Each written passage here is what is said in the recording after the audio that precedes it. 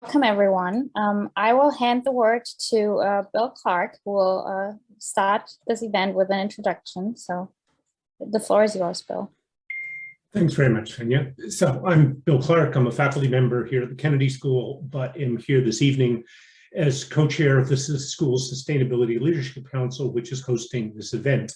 For those of you who didn't notice the beep, will note that from henceforth, this is being recorded. And you should keep that in mind as you craft your interventions and questions. The Sustainability Leadership Council, our host for this evening, is the Dean's senior leadership body of faculty, staff, and students tasked with making strategic recommendations to drive the school's sustainability agenda forward, including the actions we should be taking in support of the university's commitment to become fossil fuel neutral by 2026 and fossil fuel free by 2050.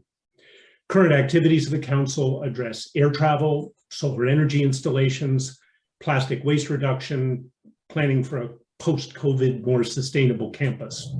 This evening, however, we're here to launch another council initiative, a new student-led discussion series on sustainability. The discussion series will provide a forum in which Kennedy School and Harvard community can come together to explore pressing sustainability-related concepts and how those can be applied to shape meaningful action in the world out there. This evening's inaugural discussion, Reimagining Business Amid the Climate Crisis, could not come, in my view, at a better time, given the arguments we all heard at the just completed COP26 that stressed the potential roles of the private sector actors in both driving the climate crisis, but also in shaping solutions to it.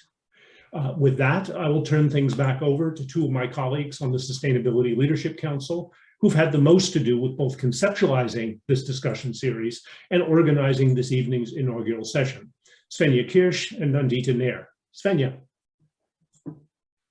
Thank you very much, Bill.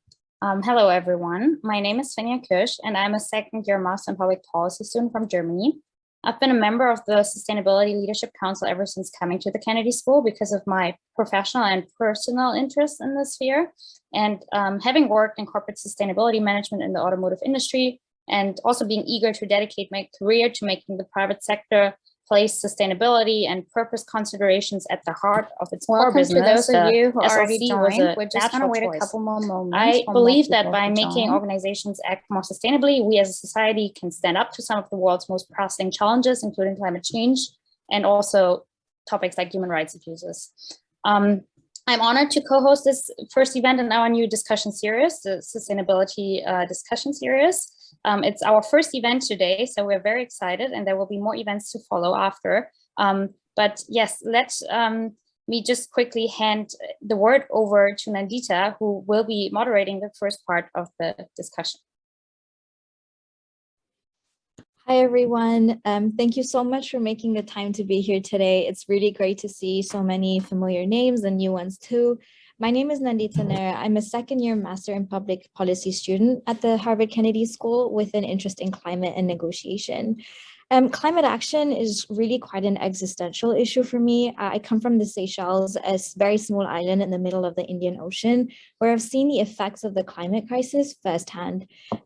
Just to briefly give you an idea of the scale of the crisis, in the last 20 years, over 95% of Seychelles' coral reef ecosystem have disappeared as a result of rising sea surface temperature, on which people and wildlife depend. Fish, a once plentiful delicacy, now avoid warming coastal waters, which affects food supply and livelihoods.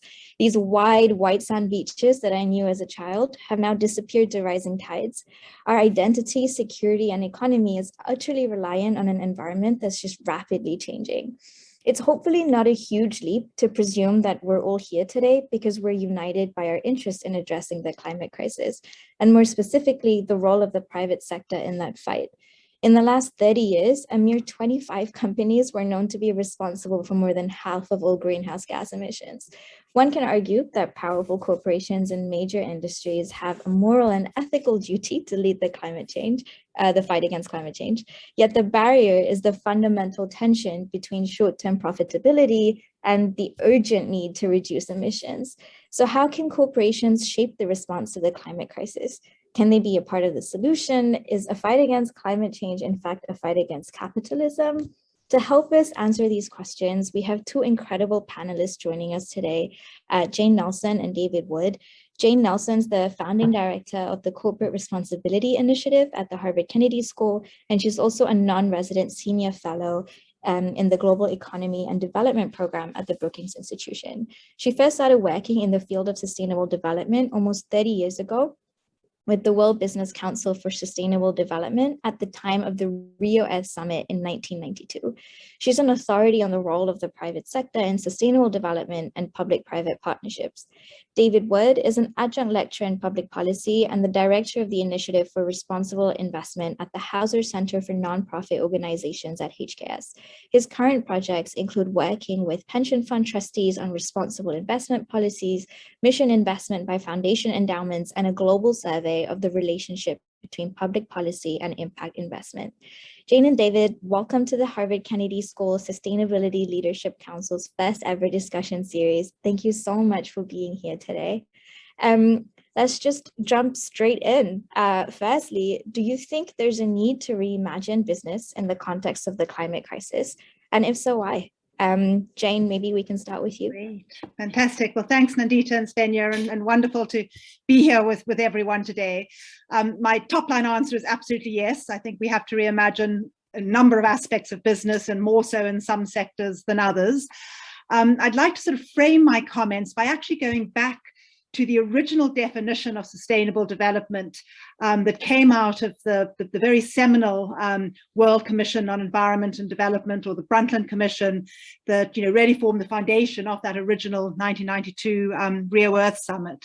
And they sort of described, and I think sustainable development still should be described as development that meets the needs of the present. All right, welcome everyone. Without compromising the ability of future generations to meet their own needs. And I think that definition is not only more relevant and urgent today in the context of the climate crisis, but it also captures to me what the current UN Secretary General Antonio Guterres recently described as the sort of greatest set of cascading crises that we've all probably faced in our lifetime. And there are three I'd like to emphasize as I sort of move into the role of the business sector. First, in terms of meeting needs of the present, as we all know, there's well over 1 billion people around the world who are still struggling to meet their most basic needs, whether it's food security, water and sanitation, access to energy, shelter, physical and digital infrastructure, decent, safe jobs and living income. And those people are often the very same people who are the most vulnerable to the negative impacts of climate change, and also have the least opportunity often to benefit from new jobs and opportunities associated with the transition to green or net zero carbon economy. And so I think one of the key challenges we have at the heart of the climate agenda is climate justice and just transition, and the fact that poverty is a core element of the climate debate, not separate from it. And I think so there's an enormous responsibility as well as opportunity for both governments and companies to be looking at what are the new technologies, products, services, business models that are helping those people meet their basic needs, but doing so in a way which is decoupled from increasing carbon emissions and other negative externalities. And also, what are the things that need to be done to support those most vulnerable households and communities in addressing the negative impacts of climate that are already happening, so the adaptation and resilience agenda. So that's sort of the first thing that's captured, I think, in the Brundtland Commission definition of sustainable development.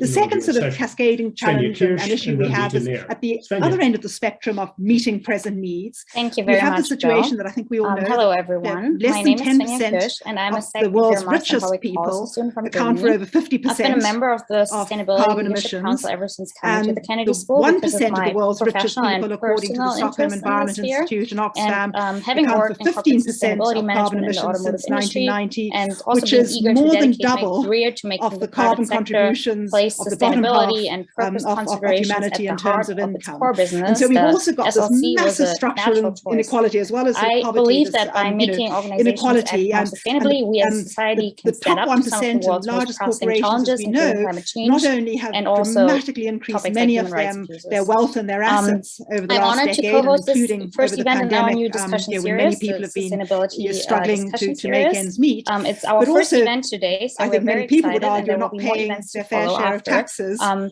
deliver the public goods that are partly needed to address climate and poverty alleviation. So I think there's a challenge there in terms of both companies, but also the CEOs and the leaders who lead them. In terms of thank you so much advocating and being responsible in areas like tax reform, and also sort of rethinking current consumption patterns amongst the wealthiest people in the world. And then thirdly, obviously, the part of the definition that speaks to future generations, and I hardly need to go into that, but as you, I think, captured so eloquently, Nandita, that the existential crisis that hundreds of millions of people are facing with even more climate-related extreme weather events, of the scale of dramatic increases in food insecurity, over 95% of Seychelles' underpins migration patterns, have disappeared as a result of growing rising global health issues, and potentially climate-related conflict. And so fish, there's once a critical need to cut emissions which by, affects food as supply and all of you will livelihoods. probably know, by These wide white sand 50% beaches by that I knew as a 2030. child have now disappeared to If we're going to get anywhere near our to identity, the 1.5 security, and degree economy is trajectory that's needed, and we're very far from even after Glasgow. It's hopefully so not what does this mean for huge business? And very quickly, and then I hope we can delve into more on this. I think there's three things that every single company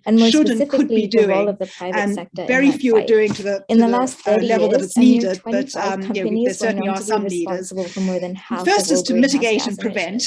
One can argue the negative, that both not only carbon emissions, but other negative environmental and social externalities. And here I think we need to reimagine business in a way that companies automatically identify and understand their risks. So how can not just to themselves, but their risks to people and the environment, can they be a part of including the climate risks to people and the environment, and systematically set commitments and measure those commitments, and then are accountable for those results in terms of risk management and mitigation, and providing remedy when there are negative impacts. And so that includes things like setting carbon targets, preferably setting science-based carbon targets and meeting them, but it also includes things that Svenja, you mentioned, respecting human rights and adhering to the UN guiding principles on human rights. And you think, that's got nothing to do with the climate agenda. Yes, it has a lot to do, I think, with tackling climate. So there's a mitigate and prevent challenge and leadership, first of all. Secondly, I would describe it as sort of innovate and invest, and the enormous opportunities that companies have depending on their industry sector and their core capabilities to identify what are the technologies, the products, the services, and the new business models that they can invest in that are going to either mitigate and prevent climate impacts, but also meet people's basic needs. And so that's going to range from everything from regenerative agriculture and food security to clean energy and circular economy models. But enormous opportunities. The Business Council for Sustainable Development has estimated that there's at least sort of $12 trillion of opportunities there for companies and some of the core sectors to innovate and invest.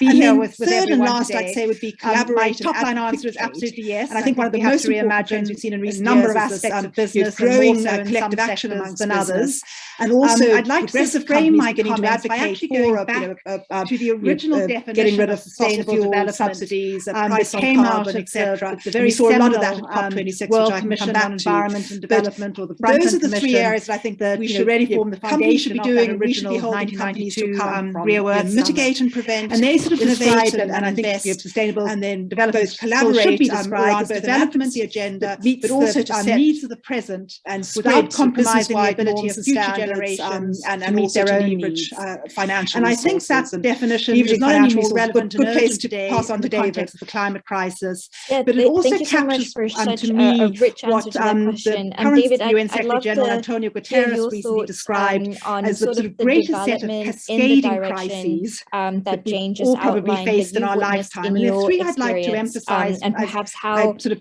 move into the role of the business sector. First, in terms of meeting needs of the present, as we all know, there's well over 1 billion people around the world who are still struggling to meet their most basic needs, whether it's food security, water and sanitation, access to energy, shelter, physical and digital infrastructure, decent, safe jobs and living income. And those people are often the very same people who are the most vulnerable to the negative impacts of climate change, and also have the least opportunity often to benefit from new jobs and opportunities associated with the transition to a green or a net zero carbon economy. And so I think one of the key challenges we have at the heart of the climate agenda is climate justice and just transition. And the fact that poverty is a core element of the climate debate and not separate from it. And I think so there's an enormous responsibility as well as opportunity for both governments and companies to be looking at what are the new technologies, products, services, business models that are helping those people meet their basic needs, but doing so in a way which is decoupled from increasing carbon emissions and other negative externalities. And also, what are the things that need to be done to support those most vulnerable households and communities in addressing the negative impacts of climate that are already happening, so the adaptation and resilience agenda. So that's sort of the first thing that's captured, I think, in the Brundtland Commission definition of sustainable development. The second sort of cascading challenge and issue we have is at the other end of the spectrum of meeting present needs. We have the situation that I think we all know that less than 10% of the world's richest people account for over 50% of carbon emissions, and the 1% of the world's richest people, according to the Stockholm Environment Institute and Oxfam, account for 15% of carbon emissions since 1990, which is more than double of the carbon contributions of the bottom half of humanity in terms of income. And so we've also got this massive structural inequality, as well as poverty, this inequality, and the top 1% and largest corporations, as we know, not only have dramatically increased, many of them, their wealth and their assets over the last decade, and including over the pandemic, when many people have been struggling to make ends meet. But also, I think many people would argue, are not paying their fair share of taxes to deliver the public goods that are partly needed to address climate and poverty alleviation. So I think there's a challenge there in terms of both companies, but also the CEOs and the leaders who lead them, and the last thing I'll say, in terms of advocating and being responsible in areas like tax reform, and also sort of rethinking current consumption patterns amongst the wealthiest people in the world. And then thirdly, obviously, the part of the definition that speaks to future generations, and I hardly need to go into that, but as you, I think, captured so eloquently, Nandita, that the existential crisis that hundreds of millions of people are facing, with even more climate-related extreme weather events, I just want to use that dramatic increases in food insecurity, climate underpins migration patterns, growing global health issues, and potentially climate-related conflicts. And so there's a critical need to cut emissions, and by, as all of you will probably know, by some 50% by 2030. If we're going to get anywhere near to the 1.5 degree trajectory that's needed, and we're very far from even after Glasgow. So what does this mean for business? And very quickly, and then I hope we can delve into more on this. I think there's three things that every single company should and could be doing, and very few are doing to the level that it's needed, but there certainly are some leaders. First is to mitigate and prevent the negative, both not only carbon emissions, but other negative environmental and social externalities. And here I think we need to reimagine business in a way that companies automatically identify and understand their risks, not just to themselves, but their risks to people and the environment. Thank you for that. Including the climate risks to people and the environment, and systematically set commitments and measure those commitments, and then are accountable for those results in terms of risk management and mitigation, and providing remedy when there are negative impacts. Sort of, and so that includes things like setting carbon targets, preferably setting science-based carbon targets and meeting them. But it also includes things, as you mentioned, respecting human rights and adhering to the UN guiding principles on human rights. And we think, that's got nothing to do with the climate agenda. Yes, it has a lot to do, I think, with tackling climate. So there's a mitigation prevention challenge and leadership, net zero first of all. emissions. Secondly, I would describe it as sort of innovate and invest. And but as you've just said, enormous opportunities that companies have depending on their industry sector and their core capabilities to identify what are the technologies, the products, the services, and the new business models that they can invest in that are going to either mitigate and prevent climate impacts, but also meet people's basic needs. And so that's going to range from everything from regenerative agriculture and food security I'll to start, clean energy and David might want to add to this. But you're enormous opportunities. I'm a business council, great fan for the growing momentum towards has estimated that there's disclosure, at least sort of $12 trillion of opportunities there for companies in both environmental and social impacts to innovate and invest. The most progress. And then third and last, I'd say, would be collaborate and advocate. And I think one of the most important trends we've seen in recent years is this growing collective action amongst business, to a certain extent, and also progressive companies beginning to advocate for mobilizing around climate and human getting rid capital of fossil fuel subsidies, I think price one on of the carbon, most etc. positive things we saw a lot of that that came out which of I can come back to COP26 on the corporate those are the three areas side. I think we should was an agreement companies should be doing, which and some we of should you be may know about to account in the works for a couple of mitigate years and now, prevent, to establish an innovate international sustainability both collaborate board, around both an advocacy agenda, but also to set championed and supported spread by business-wide the norms and IFRS standards, Foundation, and also to leverage financial resources. Leveraging financial resources, good place to pass on to David. And the devil will still be in the detail and getting it set up. Rich answer to that question. And David, I'd love to led by the four major accounting firms, on EY, Deloitte, KPMG, and PwC. That Jane just outlined that you witnessed in your experience, and perhaps how COVID-19 has maybe impacted the movement of businesses in this direction, if at all, and what that means for mandatory climate disclosure action on the part of companies. So sure, we're still a long way from that, but I think there's a responsibility on the part of the companies for making these commitments and signaling these new pathways to themselves report, regardless of whether there's an international standard or not. But we also need international standard and bringing together the Global Reporting Initiative, the Sustainable Accounting Standards Board, and others to make it possible for both investors, but also governments and other stakeholders to have a comparable framework with which to hold companies to account. So my hope is that we will get to the stage where it's just as normal for companies having to report on their climate and other environmental and social impacts as it is for them to have to report on their financial performance. And that's definitely moving in that direction, although we've got a way to go. And I think social activism is a key element as well, obviously, continuing to hold companies to account.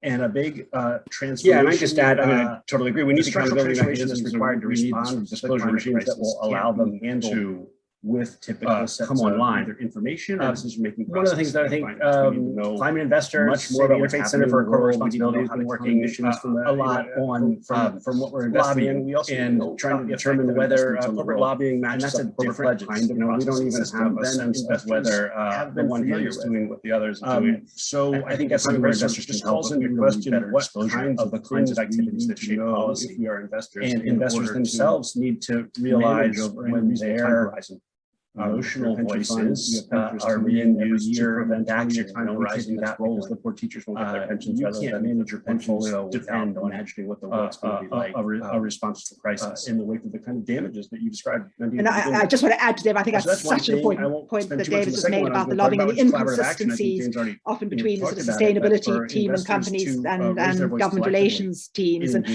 I think, again, the leading companies are being much more consistent in terms of their own individual corporate commitments and then what they're doing both individually and collectively on the advocacy front. But I think one very important question that investors should be asking and companies should be disclosing is which of the trade associations that they're funding and how much of their funding in those trade associations, if they're able to ascertain this, is going for lobbying versus other activities. And a few of companies are starting to report on that, but I think we need more transparency on that as well. For me, so I know that you just got back from Glasgow, Jane, a week ago, and there's been a lot of talk about the private sector representation at this year's COP, sort of unforeseen at previous COPs, sort of like a climate-friendly Davos, as it's been called. And I'm just wondering, what was your experience like? How do you think the momentum in the private sector is changing, if at all? And I just want to use that to reiterate if you feel that businesses really are engaged meaningfully in this movement. Never, at least in my lifetime, have thanks, Nandita. And I think so vivid in two starting points. That first of all, there's no doubt that there was probably more companies and more business associations represented at a higher level in terms of chief executive officers, much more than about probably any other COP, and certainly most other United Nations conferences. For us at the IRI, I think there was also a much greater focus, including by the official negotiators, around both the role of business generally and then specifically around innovative new technologies and public-private financing mechanisms. So there's no doubt that there was a stronger business presence. And I think the three thematic areas or pathways coming out of the business presence for me was, first of all, and I'm still getting my own head around them, much more than I've ever seen before, new commitments, both from individual companies, but also, as David was mentioning, sort of collective action commitments. Thank you for that. And I'll highlight a couple of those just now. On this point that you just raised, more business voices around the advocacy agenda, and several fairly seminal letters signed by business calling setting these ambitions, for, right? So calling for getting rid of fossil fuel subsidies, concepts like creating for shared just transition, value, and that's calling on governments to do that. So stronger advocacy on the topic. And then third, you have the example I shared just now of more than like international almost $9 trillion worth of assets being launched under management, COP26, casting growing itself as awareness champion I would call it clean mutual energy. accountability. You have Larry Finke's CEO saying the ambition is to have net zero emissions across their entire assets under management by 2050. They are recognizing but as you've just said, that there needs to be this dual accountability, both accountability on their part and reporting on their performance and whether they're meeting their goals and targets. Do we actually but also really calling on governments from an accountability perspective, and a lot of if business not, support around one of the key outcomes of the conference. Either one of countries are going to have to come back next year, not wait for 5 years, to strengthen and update their nationally determined I'll start, and David, so I think business sort of really mobilized. I'm a great fan of mobilizing the growing momentum, resources, mandatory, collectively and individually. Corporate mandatory disclosure on working to both environmental and social impacts, and we're seeing advocacy positions, most progress in that, doing more on the accountability front. And I think just three very quick examples on the mobilizing and human rights due diligence disclosure. A number of financial sector coalitions. You're probably the one that got the most headlines, mobilizing around climate and human capital disclosure. I think one of the financial alliance for net zero for me that came out, which I'll have to check my 160 on the corporate accountability side, was an agreement with some of you may know about dollars and assets for a couple of years now, to establish an umbrella of the other sustainability standards David you previously mentioned, basically, and of course championed and supported by the IFRS very Foundation that is responsible for all the financial supporting of non-US based companies. Hold the signatories will still be in the detail on how they are set up, but investing in those net zero pathways has been led by the I think another accounting firms, EY, Deloitte, KPMG, and PwC, and so development finance institutions coming together, accounting standard, the Global Energy Alliance for People and Planet, initially, which was on a voluntary basis, mobilized about $100 billion, ratcheting up to being a way that both key part of energy access, mandatory disclosure currently lack at companies, but also cuts carbon emissions. We're still a long way from that, but fairly active public policy. There's a responsibility on the part of companies so there's making, and then there were these commitments and signaling coalition. We mean business, which is a coalition, regardless of whether there's an international standard or not. Formed in the lead up to we also need climate international standard, and has continued since then. And again, had a very active role, Transport and others. in bringing together not just individual companies and investors, but and other sort of coalitions of companies to have a comparable framework with fairly strong companies to account. So advocacy voice, my hope is to do more, but also again get to the stage where a series of commitments just as normal for companies having to report on their climate and other environmental and social impacts, as it is for them recognition of the growing importance of accountability and reporting. And now, I think moving in that direction. The challenge is to see how those get implemented. Social activism and also how it goes beyond the leaders, to hold companies to account. It was the leaders who were there, not the laggards. And obviously, we're never going to bring the laggards along unless government, gets more involved from a regulatory and incentive perspective. Come online. Yeah, absolutely. I think it really does highlight the importance of regulation in the process. David, I'm really curious for your perspective on how relevant you think these climate concerns. I mean, obviously the businesses that are present at COP26 have a vested interest in this, but on the whole, how relevant are climate concerns to investors these days? And do you think that prioritization is likely to change in a significant way? When they're I'm sorry, did you say think or hope are being used to prevent action? We can't do that before teachers won't get that. It's hard to know. I think the attention being given to climate finance within the investment community is just so different from and I just want to add to Dave, I think that's such an important point that David just made about the lobbying and the inconsistencies between the sustainability team and companies and government relations teams. And I think, again, the leading companies are being much more consistent in terms of their own individual corporate commitments and then what they're doing, both individually and collectively on the advocacy front. But I think one very important question that investors should be asking and companies should be disclosing is which of the trade associations that they're funding and how much of their funding in those trade associations, if they're able to ascertain this, is going for lobbying versus other activities. And a few of companies are starting to report on that, but I think we need more transparency on that as well. So I know that you just got back from Glasgow, Jane, a week ago, and there's been a lot of talk about the private sector representation at this year's COP, sort of unforeseen at previous COPs, sort of like a climate-friendly Davos, as it's been called. And I'm just wondering, what was your experience like? How do you think the momentum in the private sector is changing, if at all? And if you feel that businesses really are engaged meaningfully in this movement. That are needed to build a policy. Well, thanks, Nandita. And I think two starting points. That first of all, there's no doubt that there was probably more companies and more business associations represented at a higher level in terms of chief executive officers than probably any other COP and certainly most other United Nations conferences.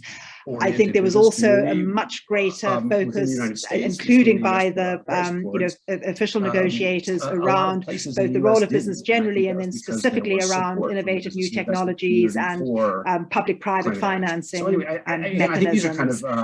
So there's no doubt that there was a stronger business presence, and I think the three thematic areas or pathways coming out of the business presence for me was first of all, and I'm still getting my own head around them, much more than I've ever seen before, new commitments, that's a really both from individual companies, point, but which also, is the final question I'll pose before we move into Q&A from the people that are here I'll highlight a couple of those just now. Is capitalism secondly, more business voices around the advocacy agenda. And, I think we all agree that there is significant momentum that has been built recently, particularly with the participation of the private sector in this. But is it enough?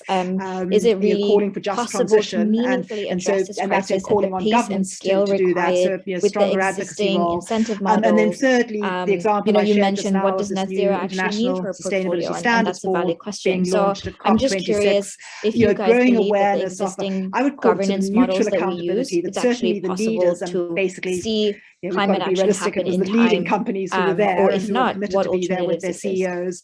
Yet they are recognizing that there needs to be this dual accountability, both accountability on their part and reporting on their performance and whether they're meeting their goals and targets. An oversimplistic answer, but also capitalism on governments, certainly working from an accountability everyone, shareholders, a lot of business support around one of the key outcomes of the benefited enormously, particularly over the countries are going to have to come back next year, not wait for 5 years. People have skills to strengthen and update their nationally determined very mobile as workers. So I think business are much less really mobilized. David mentioned earlier, three themes of mobilizing facing private sector resources, enormous current job insecurity and or future job insecurity.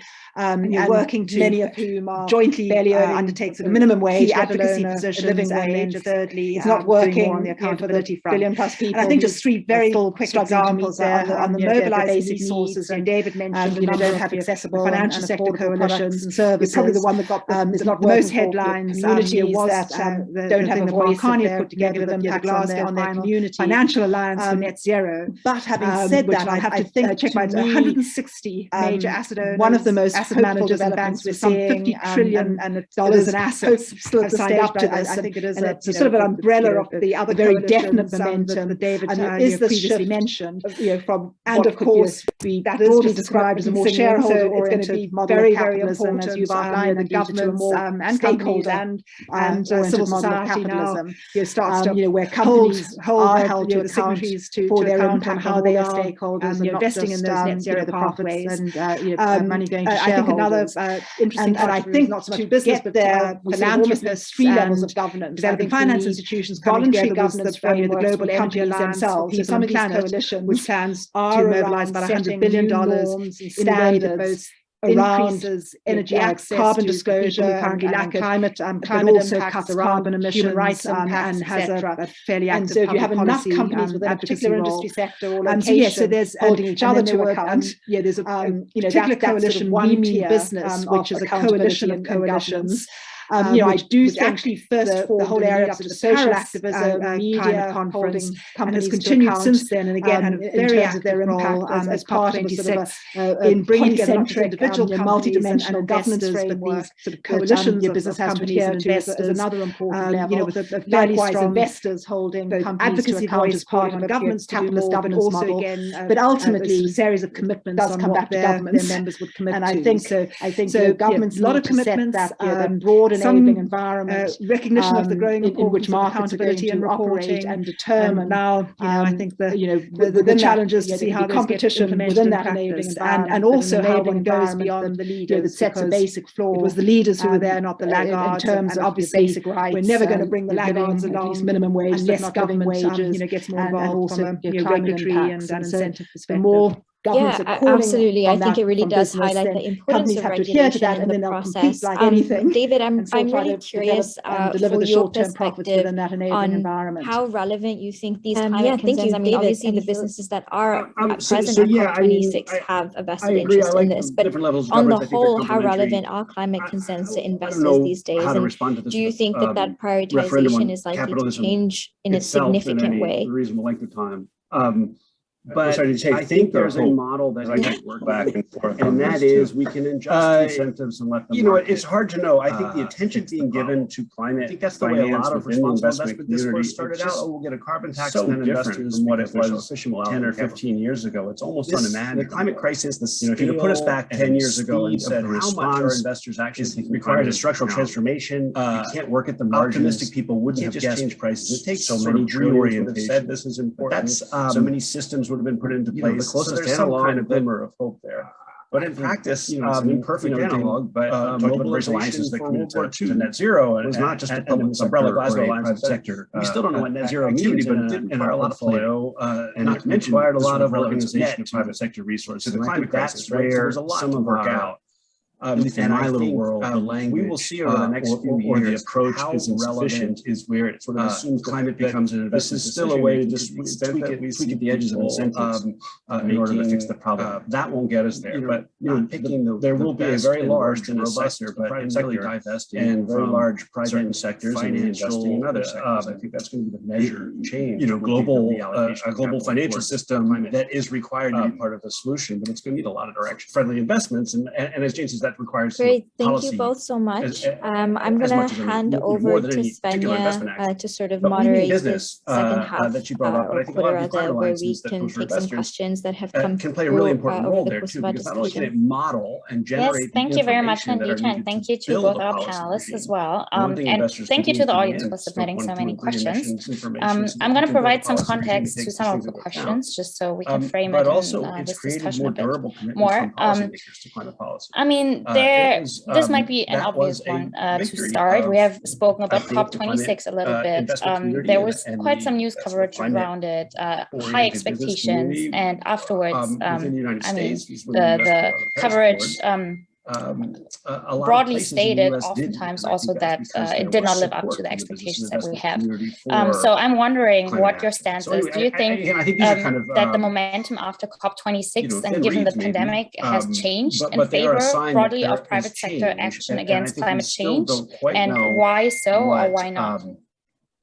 Actual change within an investment portfolio. Well, I wasn't over there, so I don't know if I can give a sort of ground's eye view. So that's a really important point, which is the final question I'll pose before we move into Q&A from the people that are here today. From the outside, is capitalism working, given the urgency of climate breakdown? I mean, I think we all agree that there is significant momentum that has been built recently, particularly with the participation of the private sector in this, but is it enough? Is it really possible to meaningfully address this crisis at the pace and scale required with the existing incentive models? You know, you mentioned, what does net zero actually mean for a portfolio, and that's a valid question. So I'm just curious if you guys believe that the existing governance models that we use, it's actually possible to see climate action happen in time, or if not, what alternatives exist? A train wreck, and I think you know, it's achieve some things. I'll start, and then I personally feel are really important. And as I mentioned, an oversimplistic answer is capitalism is certainly working for everyone, shareholders and people who own assets, and benefited enormously, particularly over the last decade. And people who have skills and are able to be very mobile as workers, and clearly much less so, as David mentioned earlier, for workers who are facing either enormous current job insecurity and or future job insecurity, phasing down rather than many of whom are barely earning a minimum wage, let alone a living wage. Some of the other it's not working for the billion plus people who are still struggling to meet their basic needs. David says, don't have accessible and affordable products and services. It's not working for communities that don't have a voice of their negative impacts on their community. We're not sure how we're going to get there, and I think. But having said that, I think to me, many of the companies who signed up to, one of the most hopeful developments we're seeing, I personally take the view still at the stage, but I think it is a very definite momentum. Is this shift from what could be broadly described as a more shareholder-oriented model of capitalism, as you've outlined, Nandita, to a more stakeholder-oriented model of capitalism, where companies are held to account for their impact on all their stakeholders, and not just the profits and money going to shareholders. And I think to get there, we sort of almost need three levels of governance. I think we need voluntary governance frameworks from companies themselves. So some of these coalitions are around setting new norms and standards at the moment around carbon disclosure and climate impacts, around human rights impacts, etc. And so if you have enough companies within a particular industry sector or location holding each other to account, but I don't think we went that's sort of one tier of accountability and governance. I do think the whole area of sort of social activism, media holding companies to account in terms of their impact as part of a sort of a polycentric, multidimensional governance framework that your business has to adhere to is another important level. Likewise, investors holding companies to account as part of a capitalist governance model. But ultimately, it does come back to governance. We've been talking a lot about the business community in this context, in the context of COP26 and beyond enabling environment, but that was rather in which markets are going to cases. operate. So I'm wondering, can either of you provide a specific example the there can be company that we competition see as within one that of the enabling top environment, leaders in enabling environment reimagining that, business, that sets a basic of floor today's event, and what do you think in has made terms it of a leader basic in that way? rights, living at least minimum wages, if not living wages, and also climate impacts. And so the more governments are calling from business, so then companies have to adhere to that, and then they'll compete like anything and still try to develop and deliver the short-term profits within that enabling environment. That I think yeah, thank you, David. the way I think of what we can do. So yeah, I mean, I agree. So I like in the Scotland, levels of governance. I think they're complementary. Government created a just transition how to respond to which this was multi-stakeholder referendum on was capitalism, business labor government itself, and the reason like a discussion about what it would mean, but to I think there's a decarbonize the Scottish economy, and that is we can adjust with attention to the market, displacement of workers and communities that will happen. And I think that's the way a lot of responsible investment discourse started out. Attention to carbon tax, to the social conditions of the new investments that are coming in. This the climate crisis, the part of that work, speed of the response, investors began to the structural transformation. You can't work at the margins. Transition change prices. It takes sort of reorientation, specifically on how it was integrating, the closest social issues into the decarbonization plan. It's an imperfect analog, the just mobilization for World War II. Was not just a model that came out of or a private sector, public sector multi-stakeholder social dialogue, a lot of planning, which led to an investor and a lot of organization company on the issue. And I think that's where some of our creating what was finally the first sort of just transition utility or the approach is insufficient is where it sort of assumes that this is still a way to achieve every goal that we want. The edges of incentives in order to fix the problem. That won't get us there, more than the commitment. Not quite. There will be a very large. What's interesting to me is the way that very large private self-finance sort of mutually reinforcing stages of that story. Global a global financial system where investors is required to be part of the solutions. It's going to need a lot of dialogue engendered and allow for corporate change. Great, thank you both so much. I'm going to hand over to Svenja to sort of moderate this second half. I will add an example, which actually partly because of an announcement they just made today over Bank of America. And in the interest of thank you very much, Nandita, and thank you to both our panelists as well. And thank you to the audience for submitting so many questions. I'm going to provide some context to some of the questions, just so we can frame it in this discussion a bit more. Years. I mean, this might be an obvious one to start. We have spoken about COP26 a little bit. There was quite some news coverage around it, high expectations, and afterwards, I mean, the coverage credible criteria for broadly stated oftentimes also that it did not live up to the expectations that we have. So I'm wondering what your stance is. Do you think that the momentum after COP26 and given the pandemic has changed in favor broadly of private sector action against climate change? And why so or why not? But going back to like the example David used, they've worked in coalitions with other banks, with other stakeholders to develop green bond principles, social bond principles, not only for themselves, but for the industry more broadly. So I think a good example of many where an individual company makes initial commitments which are measurable and time-bound. It then sets shift in approach criteria and shares its criteria on the private sector side of this discussion. What it thinks is a green bond or a social bond in this case, or other companies setting criteria for how they're measuring their impact, and then also working at a systems level with other companies, other banks, other partners to develop standard building on that. I think from my perspective, for the Economist survey, but I think neither a triumph, a well-known example that many of us are familiar with, could have been a train wreck. And I think very clear corporate strategy, goals, achieve some things, which and then measuring and reporting on those, and having independent verification of the requirement. I think that countries are going to have to come back next year. Any company instead of wait for 5 years or some other assurance and their NDCs and strengthening their nationally determined their commitments, environmental and social governance workaround Article 6, and then again Unilever setting a very involved in the rule book for international carbon around just transition, living wage, the fact that deforestation, coal and tackling palm oil, so building coalitions, climate pact to address systems challenges they can't address on their own, phasing down rather than phasing out. But coalitions have come up repeatedly, certainly some trajectory there. Thank you for mentioning some of the other commitments once more. We're changing gears with the next question that we received from the audience. But for as those David students says, from the Global South, this this question asks, who, as you've mentioned, bear a disproportionate share of the cost of climate change and its implications.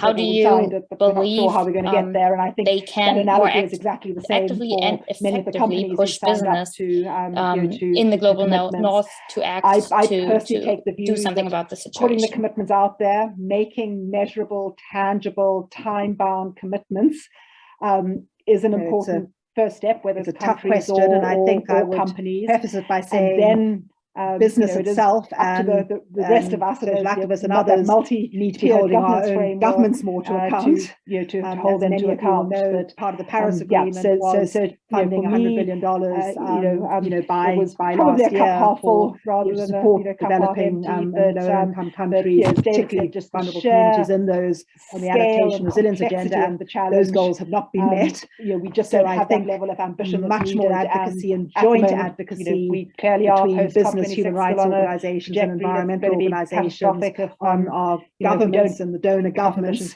meeting the commitments they've made in terms of public aid, public sector financing. I don't think we went for developing countries. Some people would disagree with that. I do think then the companies, I think we made up, as Christina Figueres divided between the companies that have operations and local footprint, people to take a look at countries. And I think Glasgow made one step forward role here. We actually needed to, as a social activist, and saying, how many it was, but 100 based in the US, for example, you can't do one thing in the United States or the EU and then do another thing in my home country of Zimbabwe and the challenges or elsewhere in Africa or Latin America.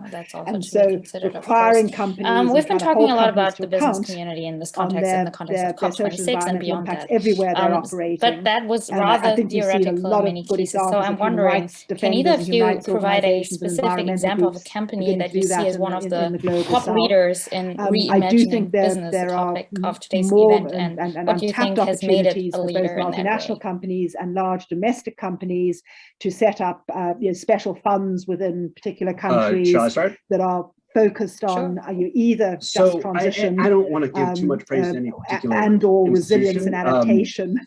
Types of goals and here's a little story about just transition. One of the that I think, key concepts that's been emerging from a number of the UN meetings in recent years is this concept of blended finance. So in where Scotland, you have companies, philanthropic foundations, development finance institutions like the African Development Bank or the International Finance Corporation, working together around a sort of public-private set of financing objectives. With attention and so to that example I mentioned earlier about the energy partnership that the Rockefeller Foundation led on is a good example to the social conditions of making the new investments that are coming more funds available, very targeted, part of that specific. Work, helping both with allocation and resilience, as well as just transition in the global south. Plans. But specifically again, on how it was integrating much more than the role of the IMF social issues and the World Bank is clearly important there as well.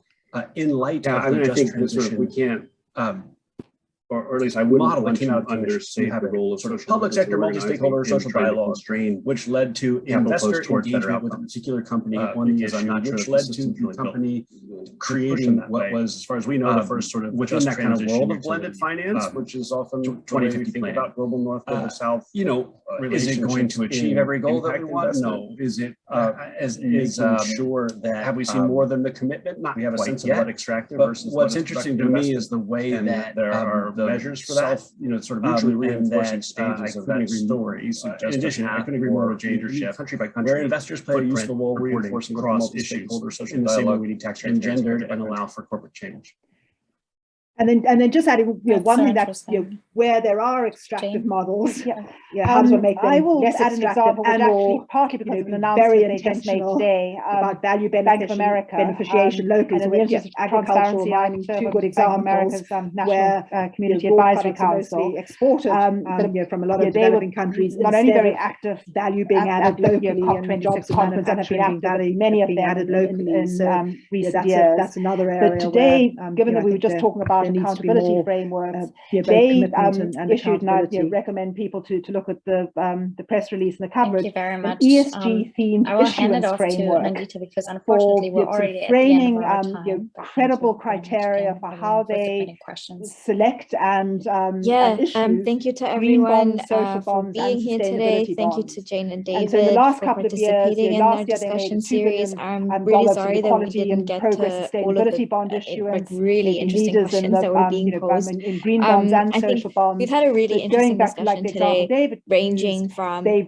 progress that's been made to also the work that needs to be done. And I think personally, one thing that I'm really taking away from this is the fact that government has such a key role to play. I think it's easy to say that corporations have been responsible for most of the damage that's been done, but also I think governments are also responsible for setting that regulatory environment that really enables businesses and also pushes them to do better and be better. And I think we also in that vein have touched a little bit on how crucial it is to really focus our attention on the global south and small island nations, which are really facing the effects of this crisis much quicker than others.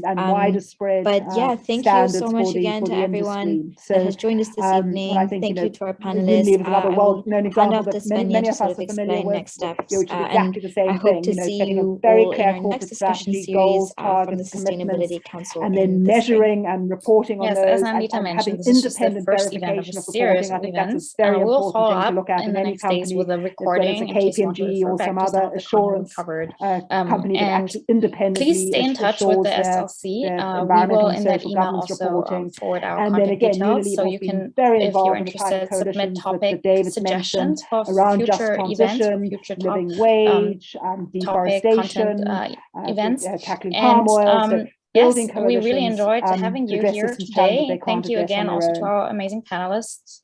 And coalitions have come up repeatedly, and